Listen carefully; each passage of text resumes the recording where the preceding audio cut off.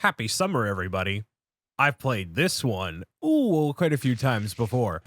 But I wanted to do this during the summertime of 2022 because, man, I didn't play through the Super Mario 3D All-Stars version of Super Mario Sunshine when it first came out. And the last time I did a 100% playthrough of this game, it went from being like widescreen to like square screen to not high definition. So basically, I wanted to replay this and maintain the summer vibe with Super Mario Sunshine here on the Nintendo Switch as part of the Super Mario 3D All-Stars collection. Tropical paradise of Isle Delfino. I'll let people talk. We're so pleased to welcome you to our beautiful home.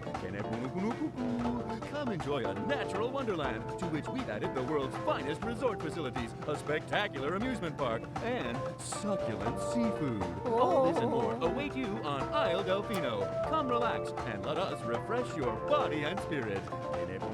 Succulent seafood. I need to feel my body like refreshed and everything else. That's not Mario. Wow. I need to relax on a beach for a bit. I went to Orlando for a little bit, but that was not as much relaxing. So it wasn't quite, sit on a beach and do nothing the whole time. But, it got close enough. My name is Brian Saviano, BricksOBrian. Last time I played this game, 100%, I had the Hawaiian shirt, I had the lays, I had the everything else, and I'm going to do the exact same thing again because I want to feel on a summertime island inn. Oh, man, from 2002, even though this was made long before then. So what I'm going to do, just to reaffirm to you, like, hey, this is not going to happen anymore. We're going to erase this. Yep. You're gone. And beautiful. This one. No, just kidding, Mario. Over here. This one. Erase it. It's gone. Never happened. Didn't exist. We're starting from scratch, baby. A file. Brand new game. Sunshine on the Switch. I am playing with the Wavebird controller, which is the wireless GameCube controller that released way back in the day, 2001. This was it. And it has a little nub on the bottom there. You can, change the connection points and stuff. These go for big money right now because nostalgia, basically.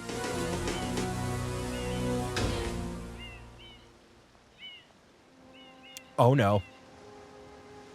What's this icky paint-like goop? It's moving! Now, boys, don't touch that stuff. Now, boys. Oh, snap. Oh, snap. Oh, snap. Oh, that's not Mario. That's a blue Mario that we haven't seen in LEGO version. Hubbity-ba. Oh, my goodness. A sealed one of these. Concerned with the well-being of the princess in this dreadful heat. Master Mario, if you would, cross over to that shore and find some assistance. Okay, that's not important. What is important?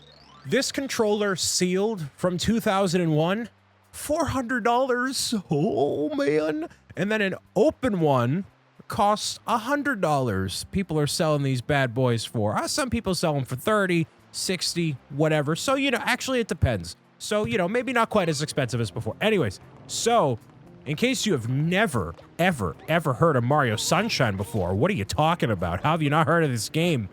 It's a very controversial, technically controversial 3D Mario game that came out in 2002. Power up complete. Is a whole thing. Thank you for purchasing this item from Gad Science Incorporated. Preparing to register customer information. Scanning and classifying subject data. Subject identified as Mario, resident of the Mushroom Kingdom. Data storage complete. I am Flood, a flash liquidizer ultra dowsing device. I hope to be of assistance. Proceeding with user instruction. Yay! Use the button to shoot water from my tank. That's the best part. If you press the button, you can stop and shoot. If you press the blank You button. can then use the stick to aim in any direction. Press the X button to switch to the hover nozzle. You can then press the button to hover in the air for a short time. If this tank is empty, no water can be sprayed. To refill tank, enter a body of water and press the button. Rare. Instructions complete. Proceed. So they had to edit out. No, I don't want to hear that again. They had to edit out the information from the GameCube version. The text is the same version, but they had to edit out the other words because you could be playing this on the Joy-Con, in which it actually is a little bit different. So I'm playing this on the GameCube controller, the Wavebird, which, you know, is technically the controller like you could use from back in the day. I don't know how I wasn't taking damage there, but that's fine. Bum, bum, bum, bum, bum, bum, bum, bum, bum. Yeah, I don't know how damage wasn't there. But basically, this is a remaster, kind of a remaster. No, not really. A leveling up, in a way, of the game when it released back in 2002. So, yes, in case you never played Super Mario Sunshine before, you don't know what it is, you don't know anything about it, Mario is stuck on a paradise island in which he needs to recover these things, and they're called Shine Sprites. They are stars from Super Mario 64, moons from Super Mario Odyssey, and these right here, we're going to backflip into the first one here, kind of. These were seen for the first time in this game here, so you need to collect 120 of these, but there's a little bit of a caveat, like when collecting them. So it's not like finding... Quite an unusual device. Is it some sort of pump? I am Flood. Glad to meet you. Hey, someone's coming.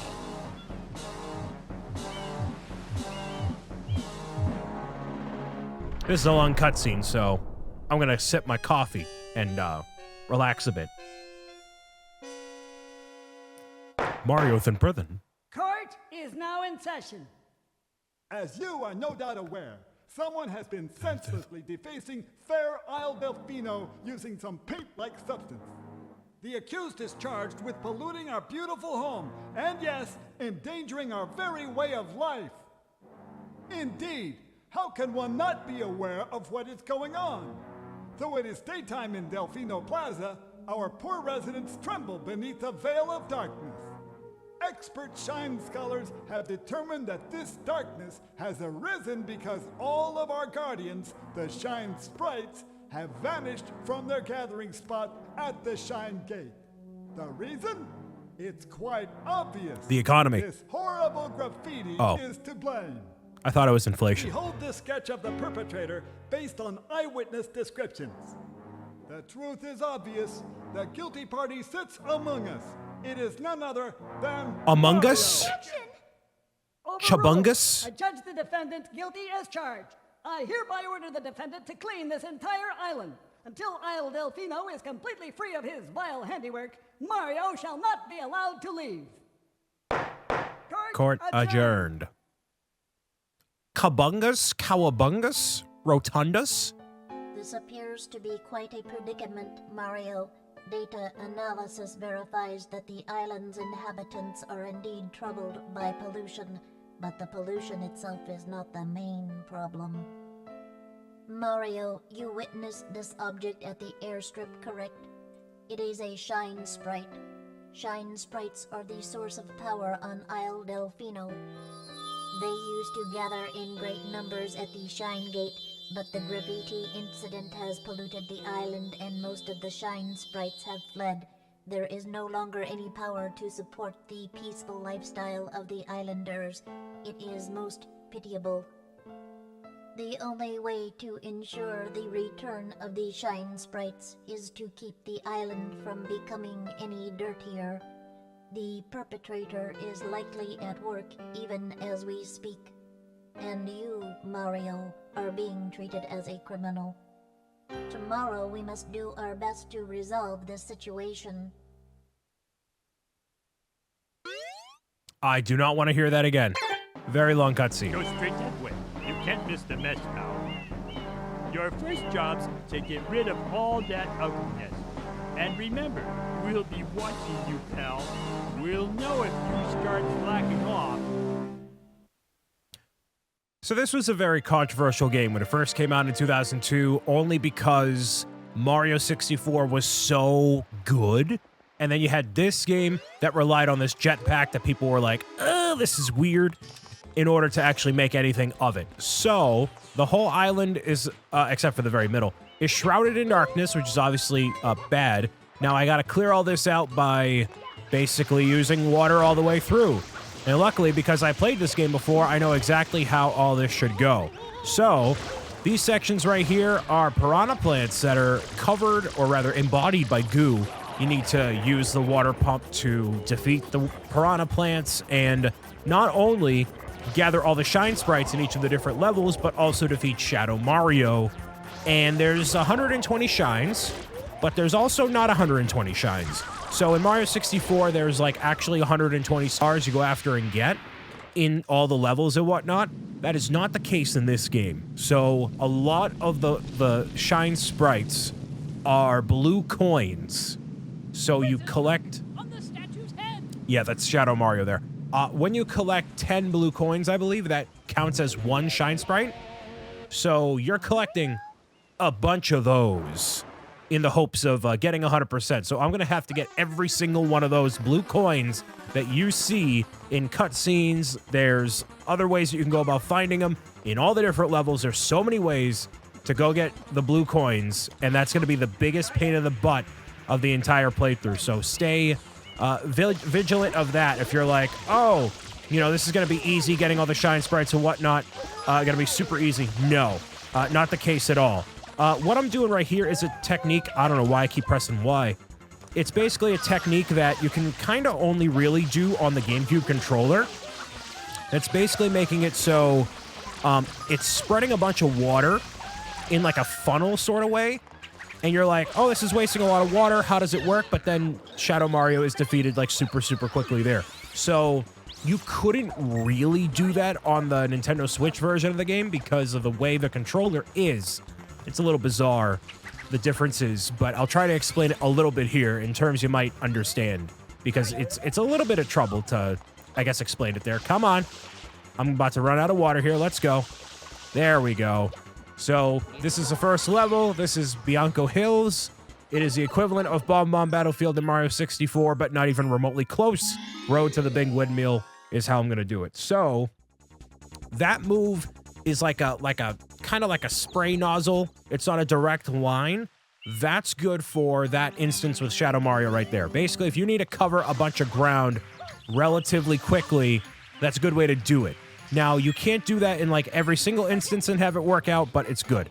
So in the Nintendo Switch version, if you're using like a Pro Controller or something, right, you can't really do that move. Not well, at least. So what you really have to do is use a GameCube controller, because the way the controller is like this, it's what we call analog, which basically means the more that I press down on the GameCube controller, the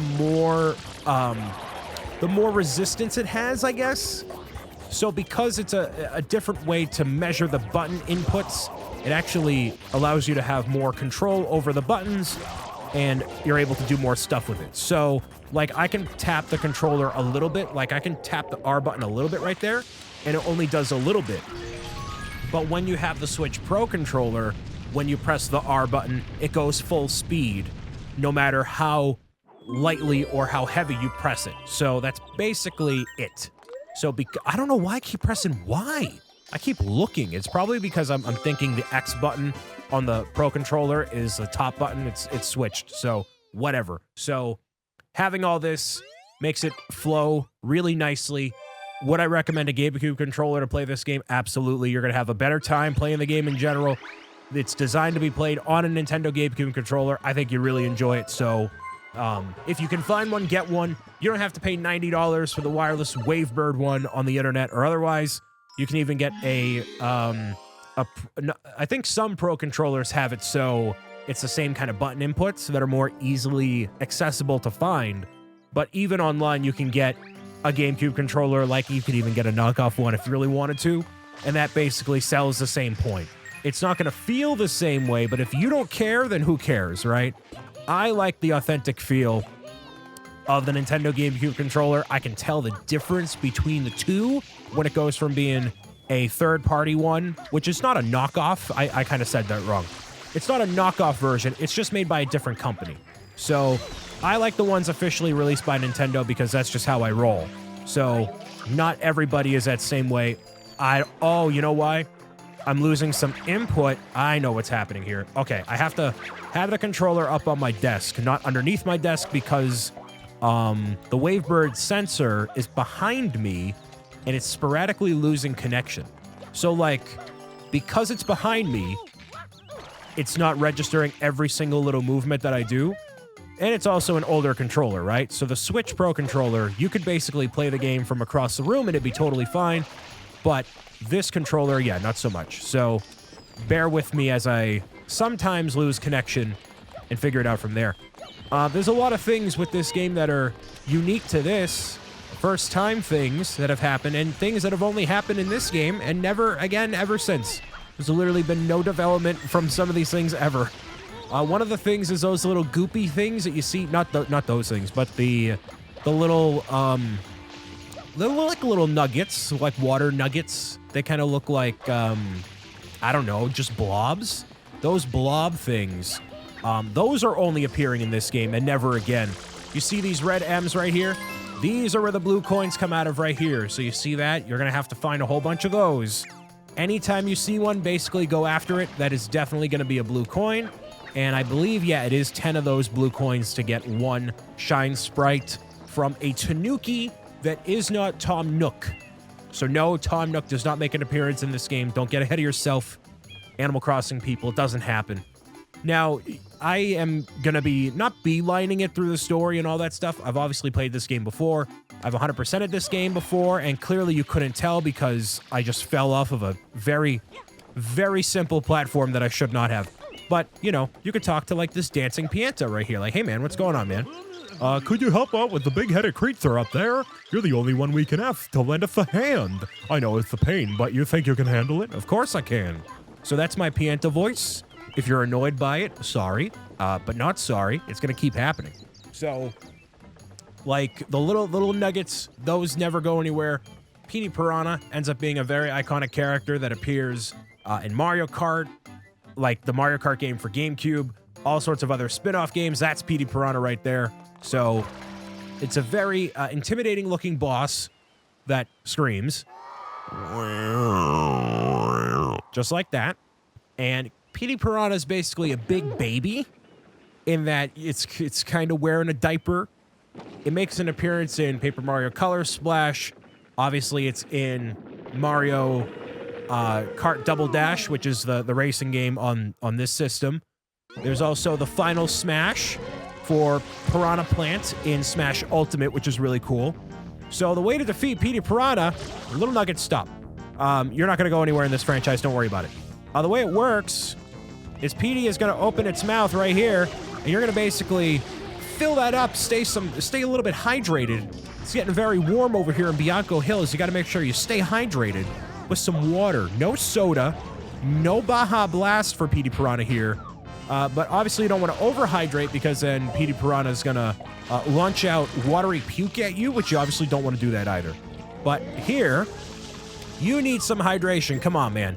Open wide. Take a nice water bottle full of hydration here, right? And try to loop back through. And you see all the little itty bitties? They're kind of steadily approaching you here. Got to be very mindful of them. They're going to launch their way very quickly at you, so you don't want that. And Petey Piranha eventually will have its way. You know, I don't know if it's a guy or a girl, whatever, it doesn't really matter. Petey Piranha is Petey Piranha in its own right. And, yeah, you're going to have an issue there. Now, if you break the momentum of water, that's when you mess up. That's when you're like, all right, you got to basically get it all in one go here. One giant gluggo of water. I keep pressing Y. I need to stop doing that. And there we go. Cool. So then Petey Piranha, for some reason, turns into toxic goo, melts away, and we'll never see them again. Yes, that's exactly how it's going to go. We're never going to see Petey Piranha ever again, ever. Yes, totally not, ever. For sure. Anyways, so there's that. Didn't mean to backflip into that one, but I did anyways. So I know how the game operates. I know all this stuff. This is obviously the introduction to all this. I've explained a lot of this before in the Mario All-Star Showcase, my first playthrough, whatever, but like that's kind of the point. That's kind of how it goes, you know what I mean?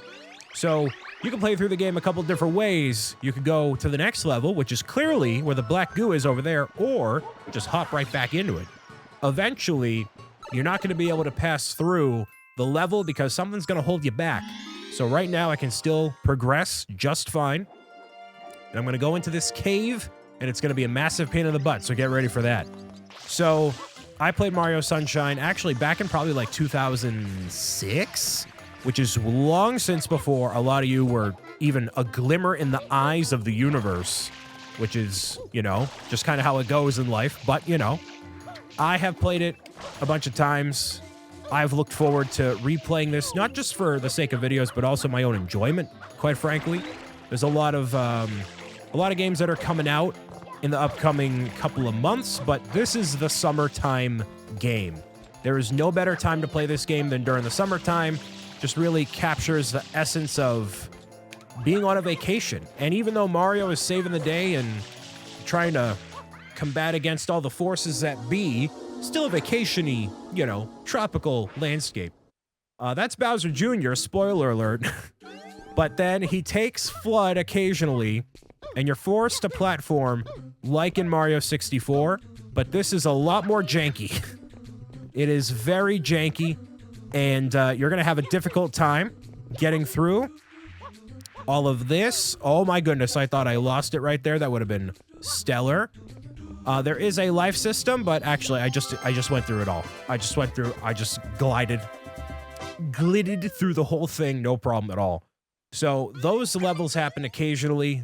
Don't worry about them. All right, you have the composure and the complexion of somebody that knows exactly what they're doing. Have no fear. You're gonna be fine. I'm gonna be fine. Everything's okay. All right. So I'm gonna dive back in, try to complete as many Shine Sprites as I can in one go before I can't. The Red Windmill Village, I can do that one. So because I played this game relatively recently in my life, I guess, I know where a lot of this stuff is. Not everything, but a lot of the things. So it really helps if you have other nozzles eventually to navigate like these sort of areas, but you can get through just fine. The most annoying part is going to be dealing with these giant not boos that appear. They'll appear as you get super high. And no, not in the unfamily friendly way. I mean in like the actual way. Like, see these things right here? They just magically appear for like no reason. And they're not boo. They're just there. They have boo here in this game, but not like the way that you think they look, basically. Everything has like a vacation vibe to it. Like basically, you know how in like Pokemon, there's like the Alolan versions where they're the same, but they're different enough. You know what I mean? Like that sort of thing. There's a lot of that. Is there a coin down here? I thought there was something right in here.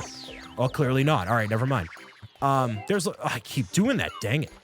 There's an Alolan version, basically, of the boos and a whole bunch of other creatures that are from the Mario universe. So eventually, we'll get to that. You know, it'll happen. I'll grab that blue coin while it's here. I'm going to go not in order of the blue coins. It's a whole big thing. I've yet to explain it basically in detail here, but just keep on keeping on, basically. Coins can spawn out of like these flowers here. There's 100 coins shine for every single level. Not going to focus on getting those right now. I'm going to worry about that eventually as I get further into the game. And that's probably one of the last ones I'll get for each area because I'll have all the different nozzles and all the different things to make it work, you know? So I'm meaning to spin. That's what I wanted to do. Wait, just kidding. I'm going to do this. There we go. Look at that expert navigation skills right there. Beautiful. All right, so these things right here, these allow me... Ooh, baby, all right. These things, I can spin them by doing this. I did that the wrong way. Whoops, but that's fine. So this is basically how Mario Sunshine goes. It's controversial in terms of Mario games only because you rely on this thing a lot. and it doesn't have the same level of polish as Mario 64 does. That was clearly a case of my controller betting against me there, but that happens. So, that happened again. Dang it, come on. Go. There we go. There's a little bit of nonsense like that, but you can power through that, no problem at all, and get a better gist of the sunshine vibe. So, yeah, I remember playing this. I played this for videos. I did my 100% probably in 2018 or 19, something like that, before everything in the world just kind of, did what it needed to do, or actually, it didn't do what it didn't need to do, that thing. And this helps me kind of just feel like summer is officially here. There's the final red coin. Look at that. Didn't have almost any trouble at all. Beautiful. So it just helps me feel more like summertime is a thing. And pro gamer tip for everybody out there, as you get older and you don't have a summer vacation necessarily, there are less things in life that basically say, hey, this thing is starting, this new chapter of your life, that summertime is starting, like anything. So there's not really a thing when you're an adult that says, hey, now it's summertime, now is the time to enjoy yourself. You just kind of have to do that yourself, which I always find I struggle with because, I don't know, I kind of just have my own way of having summertime traditions, and I don't know.